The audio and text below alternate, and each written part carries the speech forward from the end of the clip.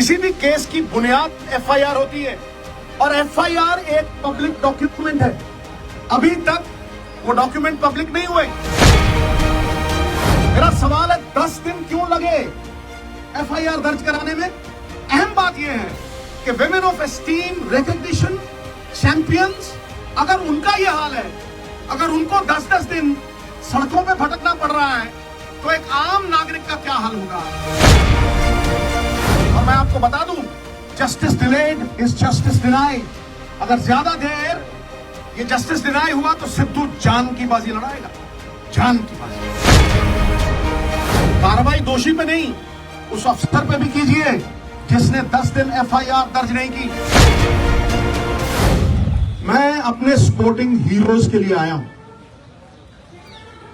और मैं ये जानता हूं कि स्पोर्ट एक साधना है।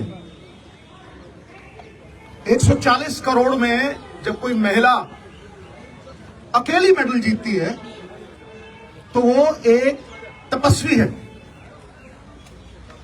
और वो रोल मॉडल है जिसकी प्रेरणा से करोड़ों लोग खेल जगत में वो प्रयास करते हैं जिससे देश गौरवान्वित होता है। ये रियल हीरो नहीं है गुरु, ये रियल हीरोज हैं जो मिट्टी से मिट्टी होते हैं।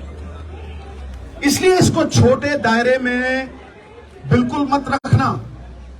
ये छोटे दायरे की बात नहीं है, ये पार्टियों से उठ के ऊपर ये देश की सभी औरतों के सम्मान की लड़ाई है और ये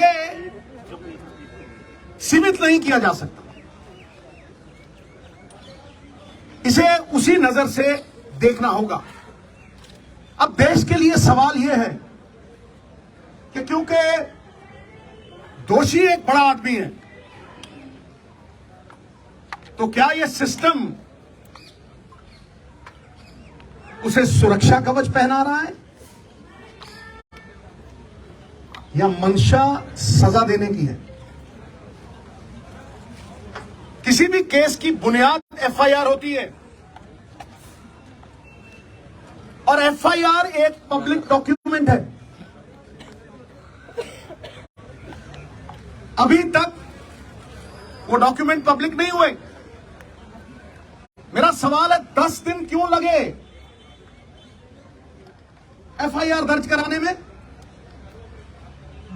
अहम बात यह है कि women of esteem, recognition, champions, अगर उनका यह हाल है, अगर उनको 10-10 दिन सड़कों पे भटकना पड़ रहा है, तो एक आम नागरिक का क्या हाल होगा? ये सारा देश सवाल कर रहा है। ये सिस्टम पे सवाल है, ये मेरी निजी लड़ाई नहीं है। और मैं आपको बता दूं, justice delayed is justice denied. अगर ज्यादा देर ये जस्टिस डिनाई हुआ तो सिद्धू जान की बाजी लड़ाएगा, जान की बाजी। और मैं फड़ नहीं मारता हूं। सबसे पहली बात, कार्रवाई दोषी पे नहीं, उस अफसर पे भी कीजिए जिसने 10 दिन एफआईआर दर्ज नहीं की। Lalita Kumari versus the state of UP, it is mandatory to register the FIR once a cognizable offense is deciphered. और वो जो cognizable offense proven हो गया है तो फिर उसकी ऑप्शन नहीं है, उसे FIR दर्ज करनी पड़ेगी। और अगर वो नहीं करता तो 166 के तहत 2 साल कैद भी हो सकती है। नंबर 2, सबसे बड़ा सवाल कि दोषी एक डोमिनेंट पोजीशन पे है, अक्यूज्ड एक डोमिनेंट इन्फ्लुएंशियल पोजीशन पे है। वो किसी का भी करियर बिगाड़ सकता है और किसी को भी धमका सकता है। तो फिर आप कैसे एक्सपेक्ट करते हैं कि वो इतनी डोमिनेटिंग पोजीशन पे है, एक फेयर इन्वेस्टिगेशन होगी? Where is the moral authority now? He must resign for a fair probe. और अ फेयर इन्वेस्टिगेशन। एफआईआर दर्ज इसलिए नहीं की गई, कमेटी बनाने का मतलब पूरा देश समझता है। You are sweeping things under the carpet. FIR का मतलब, इसका कमेटी का मतलब क्या है कि ठंडे बस्ते में डाल दो, भटकने दो और देरी करो, डिले करो, डिली डाली। कितनी कमेटियों ने सजा दी है भाई। फिर अहम सवाल जिसमें मैं आ रहा हूं, सबसे महत्वपूर्ण सवाल, अब जो एफआईआर हुई है और कोर्ट की प्रोसीडिंग से मैं पूरी तरह से कन्विंस्ड हूं, वो पॉस्को एक्ट के तहत हुई है। पॉस्को में, POCSO is not a bailable offence. जब वो बेलेबल ऑफेंस नहीं है, किस धारा के तहत किया है?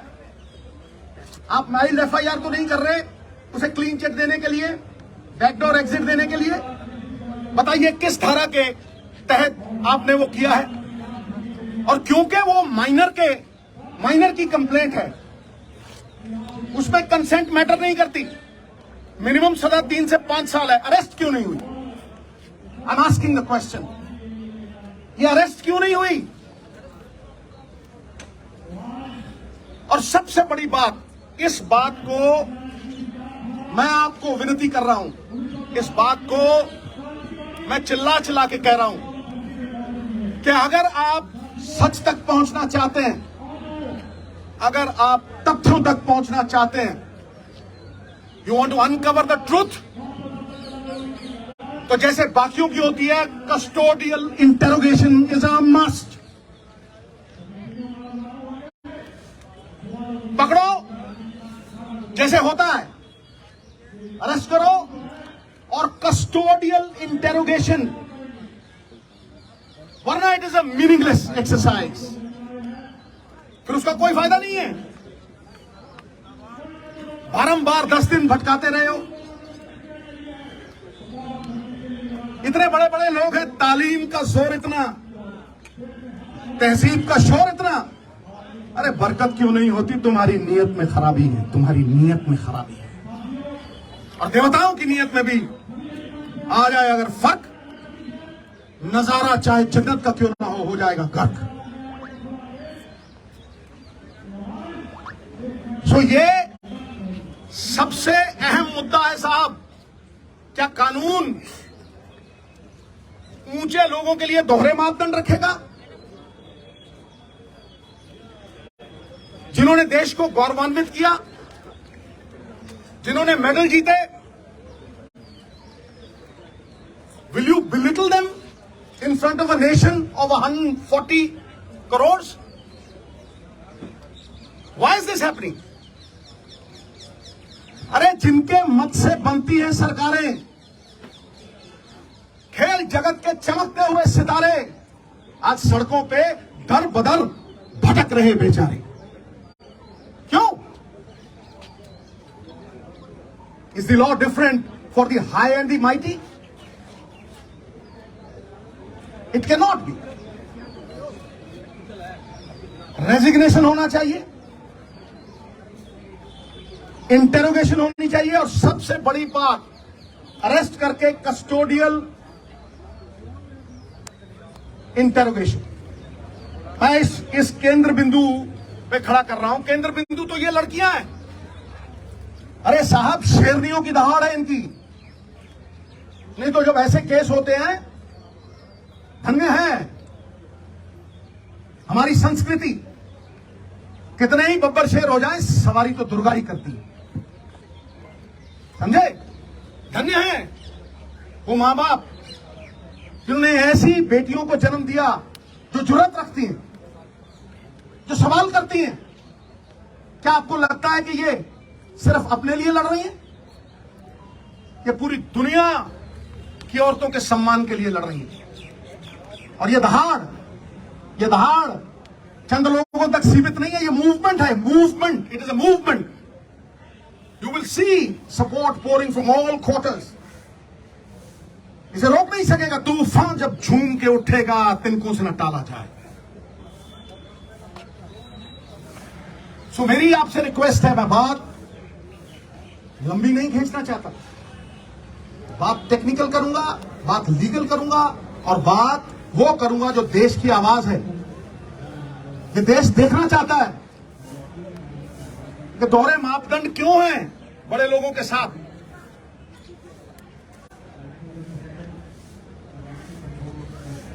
सही और गलत की लड़ाई में न्यूट्रल में नहीं रह सकते आप, आपको पक्ष लेना पड़ेगा,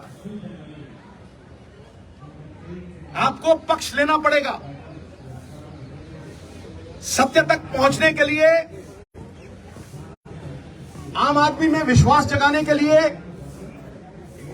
लखीमपुर खीरी की तरह मत कर देना। मैं कहता हूं किसी पार्टी का हो, कोई भी हो, यह पक्षपात क्यों कि तुम करो तो न्यारी लीला, कोई और करे तो कैरेक्टर ढीला। ताड़ी नहीं भाई, ताड़ी नहीं।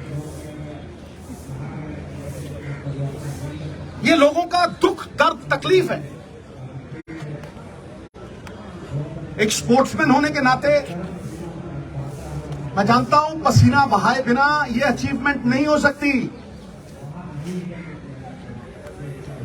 इनके सेल्फ एस्टीम को ठेस पहुंचाना इज हर्टिंग नेशनल प्राइड। तो मैं आखिर में आपको लिखित प्रेस नोट भी दूंगा और मैं लिखित देने से पहले चंद लाइनें कहना चाहता हूं कि हो चुकी है पीर पर्वत सी पिघलनी चाहिए, इस हिमालय से कोई गंगा निकलनी चाहिए।